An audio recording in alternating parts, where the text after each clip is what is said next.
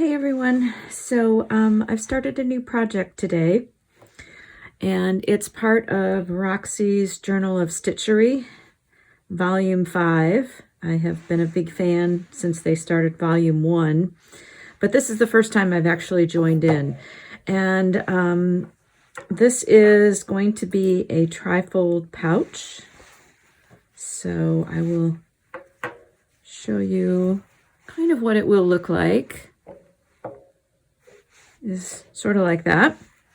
And basically what I did is I started with a little bit of quilt batting and I collaged fabric on here. And I started with this print that I really have enjoyed. And my intention is to embellish certain areas of this fabric that I've used with embroidery. And so right now I'm starting with just the basic collage. This is probably step 1 and step 2 at once if I'm following their challenge, is because I have so many different pieces here and I have some lace added. That was like week 1 and week 2 for them. So what I'm doing right now, and I'm just finishing up with this last little piece, is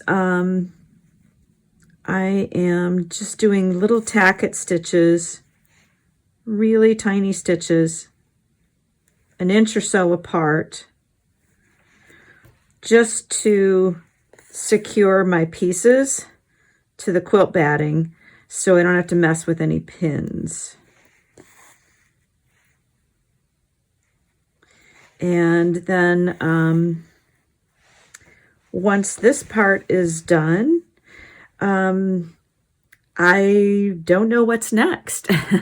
I'm following this kind of live with the challenge. I will probably do some embroidery and check through some of my trims. But yeah, this is a continuing saga, but this is probably part 1 and part 2. And what I might do is continue this and just have it all be one video. But this is where I'm at right now. Okay, so next step in the process before I get to any embroidery is I'm doing Cantha stitching across this whole thing all the way up to the top. So, and the way I'm doing that is just taking little stitches, maybe 1/4 to 1/2 inch apart, and just running them all the way across. I've got a nice long needle so I can take several stitches at once. And I will get myself into a comfortable chair and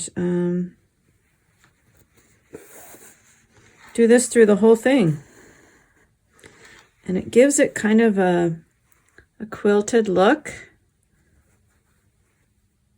and unifies the pieces a little bit before I do some embroidery in color and some other stitches.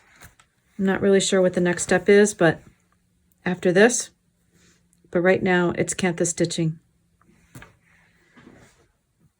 So I'm back with the embroidery part of this piece. This is my pouch, and I've got part of it done. I thought I would show.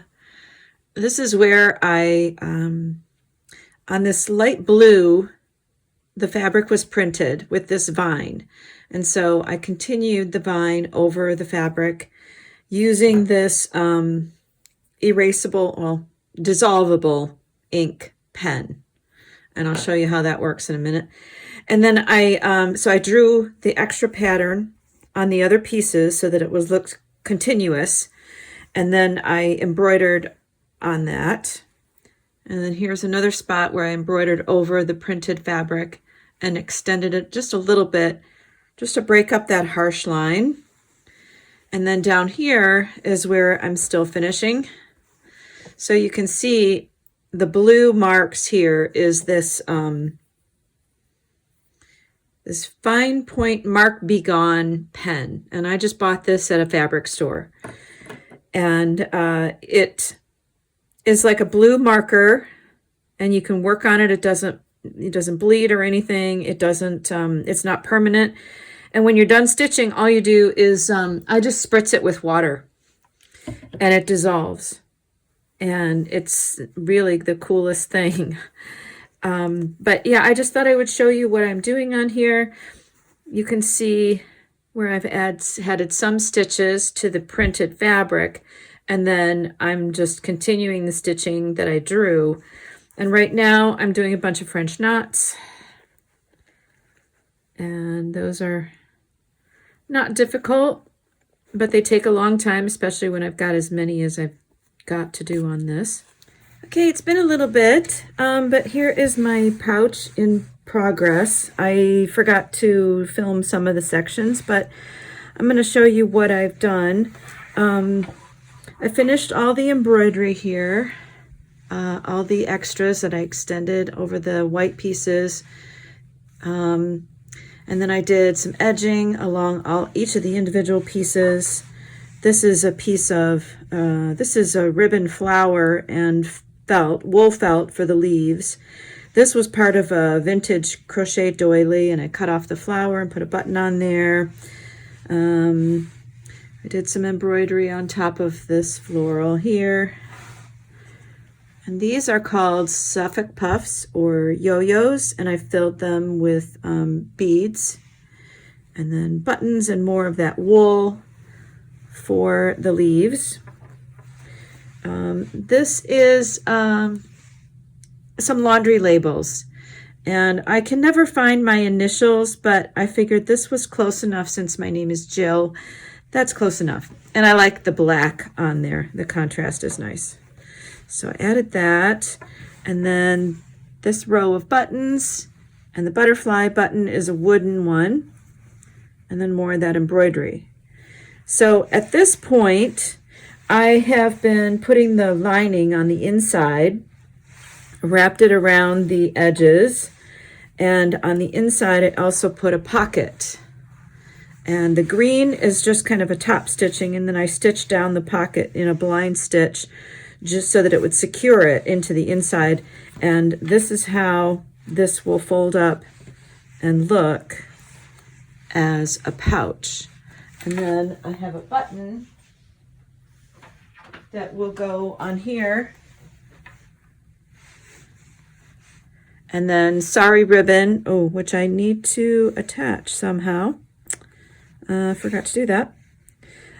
Sari ribbon that I will attach to the button, and then it will wrap around the whole thing and then twist around the button to close this.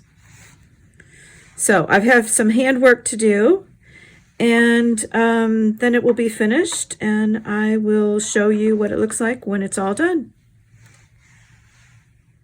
Okay, welcome back. My pouch is finished, and